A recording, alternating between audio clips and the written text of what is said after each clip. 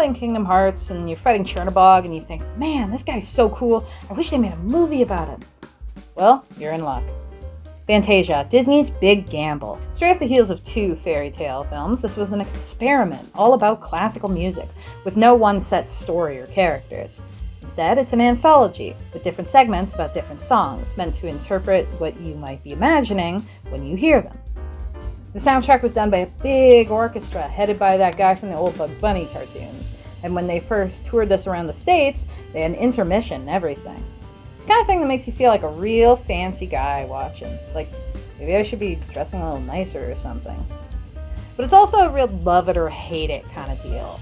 Critics adored this when it came out, and you're going to have a hard time finding any that have anything bad to say about it. But then you've also got the regular folks, the ones who saw Snow White and Pinocchio and expected more of the same. Folks like my mom, who fell asleep in the first 10 minutes. I might get some hate for this, but I'm kind of in the middle. Like, the first chunk of this movie is a chore to get through. It's a lot of abstract colors and shapes, just things sort of just happening on screen, and after a while you start to wonder what substances you should have taken to make this more interesting. But then you hit Sorcerer's Apprentice, and now it gets interesting. Suddenly there's a definite story, characters, and everything just is a lot more engaging. If you're watching this movie with kids, I'd recommend starting there. Everything's different between scenes, from hippos with girly eyelashes to grim and gritty dinos tearing each other apart. It's cool seeing the animators test out these new styles, and while not everything connects between scenes, there's still some good stuff here. Personally, I like the Pegasi from the Pastoral Symphony segment. I just think they're really cute. I think what I like most about Fantasia is its legacy, not the film itself.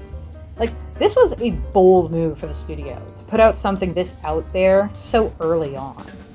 And while not everything really works, what does ended up finding its home in the greater Disney canon.